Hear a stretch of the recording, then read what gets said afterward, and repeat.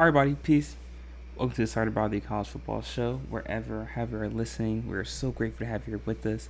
As you guys know, I'm your host, Sean Cottle, and we were having some technical difficulties on our show yesterday, and us over here at STBY decided to make an executive decision and do another college football show for you today, because we felt like the content that we put out yesterday was not up to our standard, and you guys deserve the best of the best. And we had some technical difficulties with our connection, and we weren't able to put forth our best content. But today we are, and we're going to recap everything that we talked about in yesterday's show. We're going to recap it today. That way, you guys can get the best version of what we're putting out, because that's what you guys deserve, and you guys deserve nothing less than that as you guys as fans.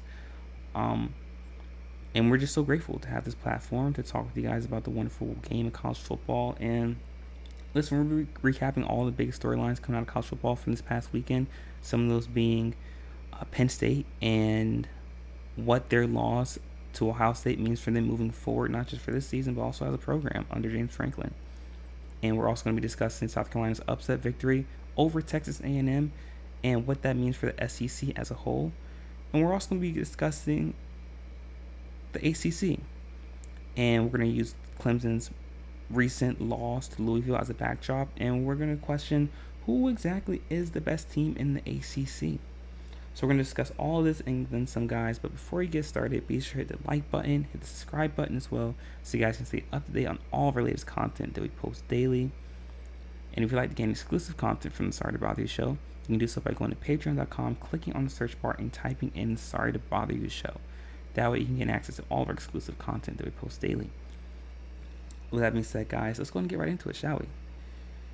Like I said, we're going to start off the show with Penn State and their most recent loss to Ohio State. And as you guys know, during our preview show for this game last week, I talked about how this was the biggest game of the year in college football so far, with Penn State being ranked number 3 and Ohio State being ranked number 4. And why this game was going to be a clear indicator of who's going to come out of the Big Ten, or at least one of the teams that will come out of the Big Ten, and why the loser of this game can all but eliminate themselves from the college football playoff. And I was saying that because neither team has a particularly staunch resume for themselves. And so let's focus on the game first. Listen, it was a highly touted, competitive defensive battle. As you guys know, Ohio State had a goal line stand for 4 straight plays against Penn State, and Penn State was unable to get the ball into the end zone, and Ohio State got the ball back with about 4 minutes left and ran out the clock. And during this game, Penn State did not score a single offensive touchdown, and really this performance is the perfect representation of what Penn State has been under the James Franklin era since James Franklin arrived at Penn State. And that is a highly touted, extremely competitive, physical defensive team that lacks explosiveness and the ability to create big plays downfield on the offensive end. And that's exactly what happened to Penn State today. And something that I have talked about ad nauseum on this show about Penn State throughout the course of the season was how this year was different. Being led by Drew Aller, this Penn State offense was an offense that was capable of creating big plays and scoring in bunches. And I was someone who said that Penn State was the best team in the Big Ten, and that Penn State would win. I predicted Penn State to win this game because I wasn't exactly sold on Ohio State. I thought Penn State would be able to move the ball offensively, and I thought that Penn State would be able to establish the run against this Ohio State team that struggled against the run throughout the year. However, Ohio State showed us that they are an extremely physical team, and that Penn State is pretty much the same as they have been in the past previous seasons. And if you're Penn State, now the question becomes, what chance do they have of making the college football playoff? Because now they won't be able to play, in all likelihood, in the Big Ten championship game. So they'll need an at-large bid to make the college football playoff. And so now we have to start looking at resumes. If we're looking at Penn State, if we look at Penn State, what are their victories? Okay, they beat West Virginia, they beat Bowling Green State, they beat Kent State, they beat Illinois, they beat UCLA, they beat USC, and they beat Wisconsin. At first glance, looking at that schedule, you would say that okay, maybe USC is their best victory, but having a win against USC doesn't mean as much on your resume as it did in week 1 and week 2 of the season. We see what has happened to USC. They have all but imploded over the course of the season. And you could say that perhaps Wisconsin, but once again, a win against Wisconsin doesn't mean as much on your resume as it did earlier in the year. And so, like I said, Penn State does have a victory against Illinois, 19-ranked Illinois, and that's what you would have to say. You would say Penn State's best victory is against number 19-ranked Illinois. And having one top 25 win on your resume, what does that say about your chances of making the college football playoff? I don't believe it says much. I don't believe Penn State has a great chance of making the college football playoff based on their resume.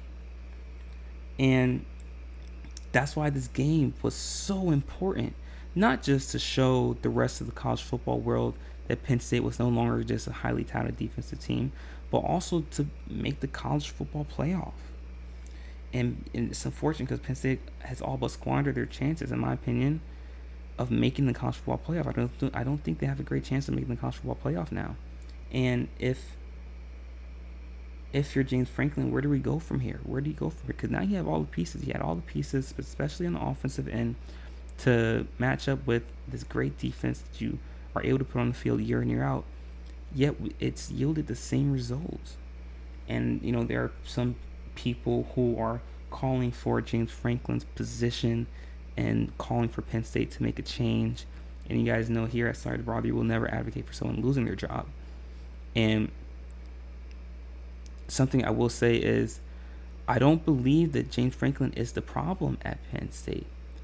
Some people say, well, there's a mental stranglehold within this program, and there needs to be a fresh reset. And I would be hesitant to make that decision if I'm Penn State. I don't believe that James Franklin is the issue. And with under the new realm of NIL, I believe it's much easier to bring in guys with the NIL and the transfer portal. And it's a little bit more easier to retool if you're a program. I don't believe James Franklin is the issue. And I don't believe getting rid of James Franklin would be the solution for Penn State. But it's unfortunate because, like I said, this is, in my perspective, I do believe this is in an unbiased world, this would eliminate Penn State from the college football playoff. But we do know they're still ranked number 6, and they could still make the college football playoff. But looking at the at-large bids and their resumes, listen, they don't have a better resume than Alabama. They don't have a better resume than Tennessee.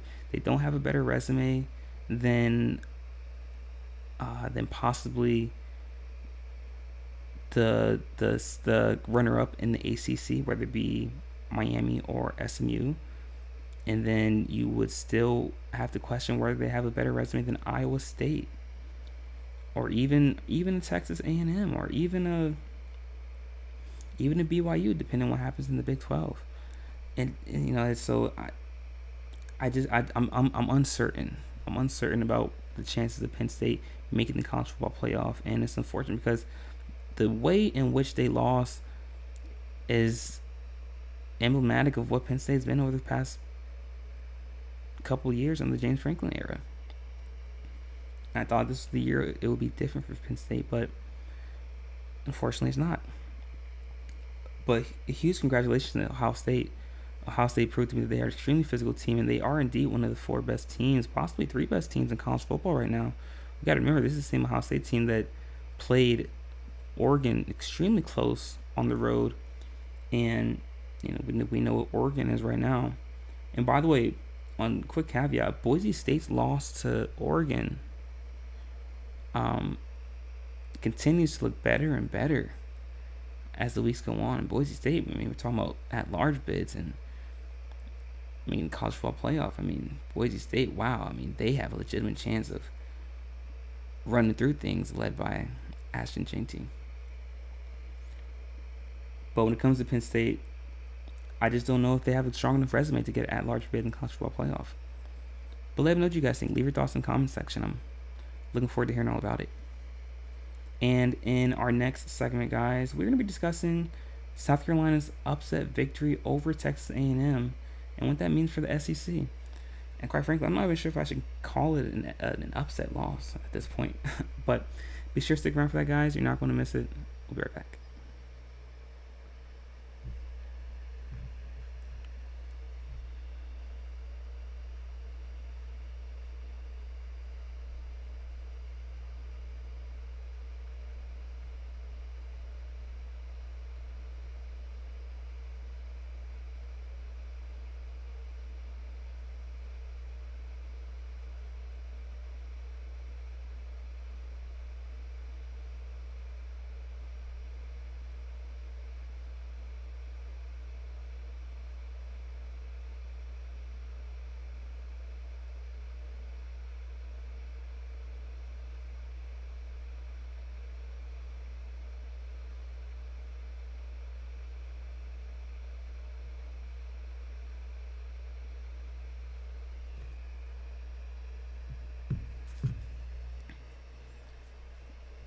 All right, everybody, welcome back. In case you missed the previous segment of our show, we were discussing what Penn State's most recent loss to Ohio State means for themselves as a program and what it means for their chances of making the college football playoff moving forward.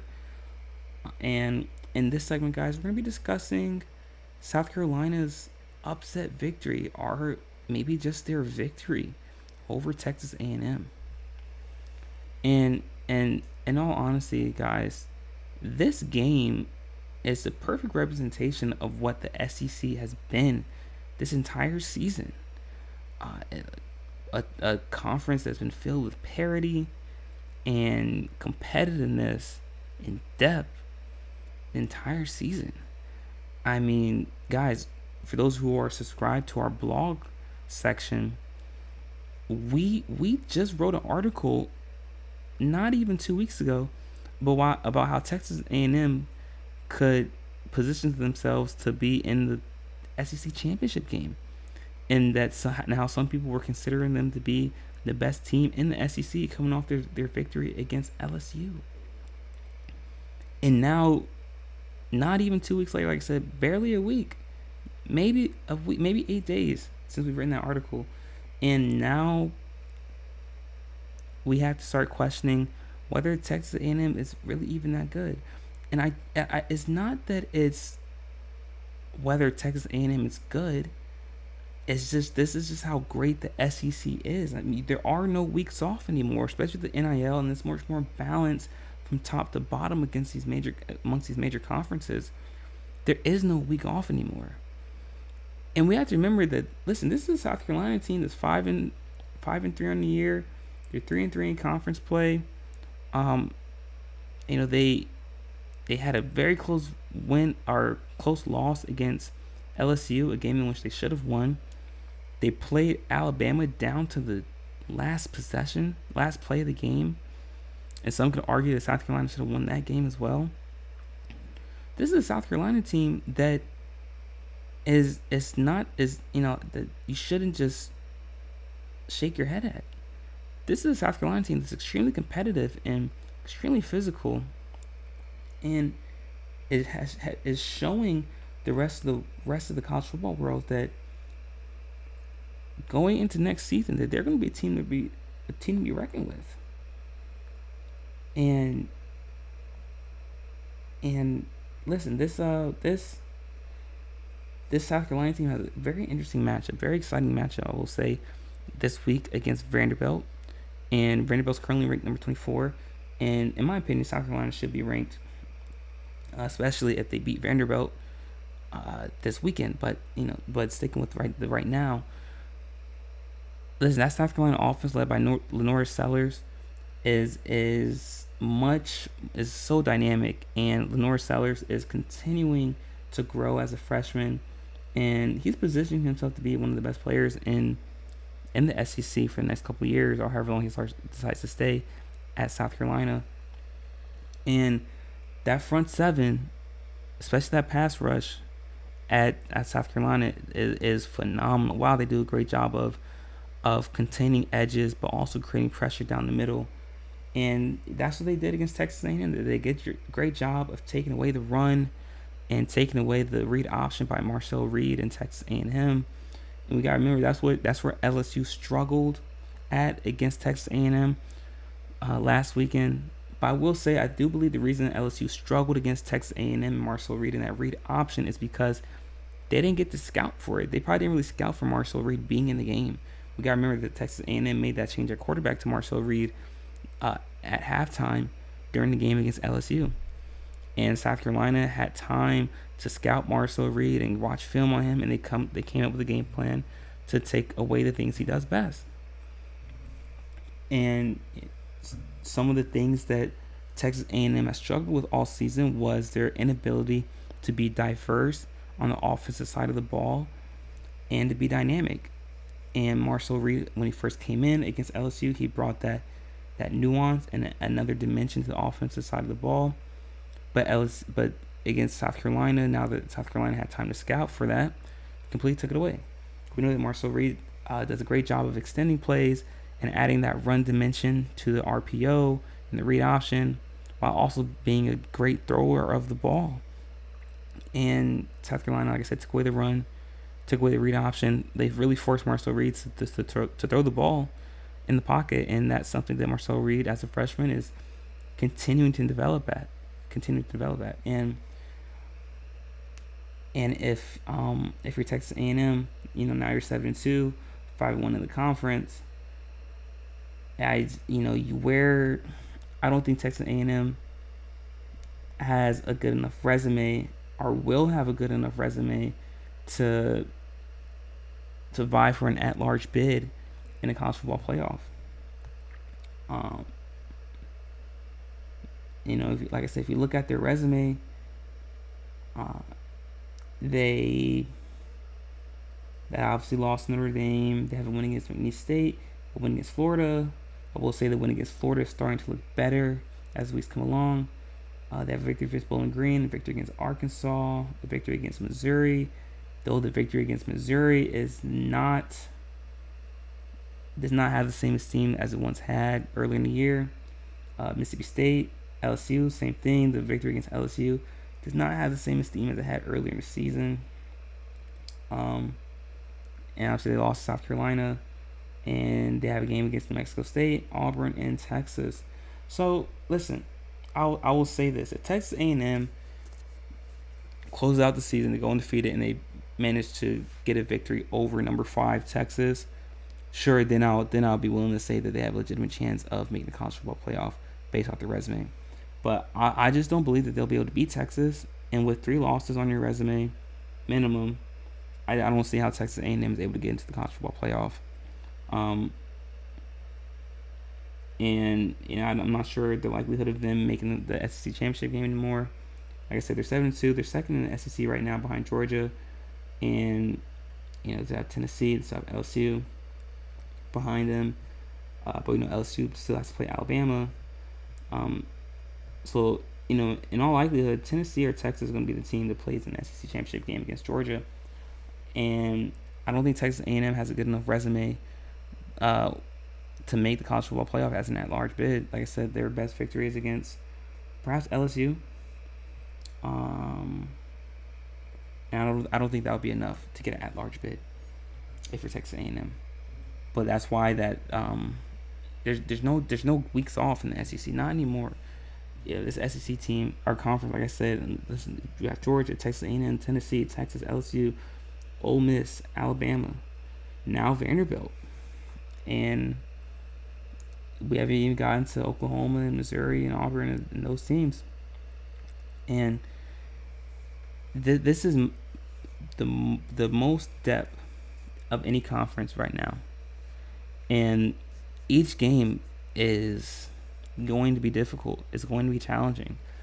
And it just speaks to the level of talent that is in the SEC right now.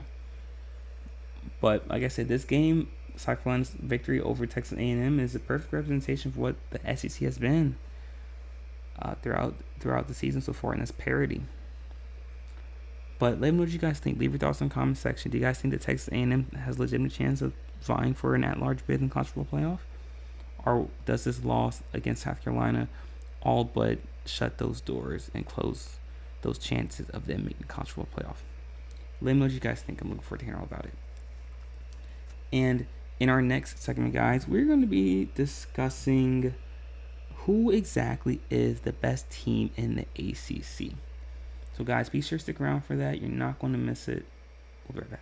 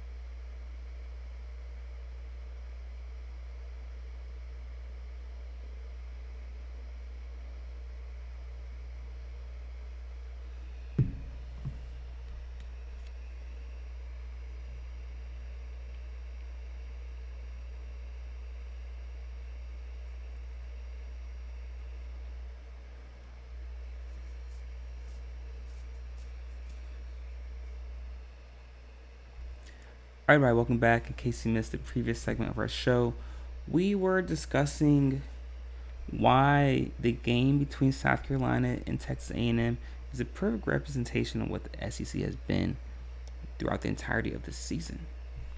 And in this segment, guys, we are going to be discussing the ACC. Who exactly is the best team in the ACC? We're going to be discussing and dissecting that question in this segment, guys. And let's use the recent matchup between Clemson and Louisville as a backdrop. As you guys know, Louisville defeated Clemson this past weekend by a score of 33-21.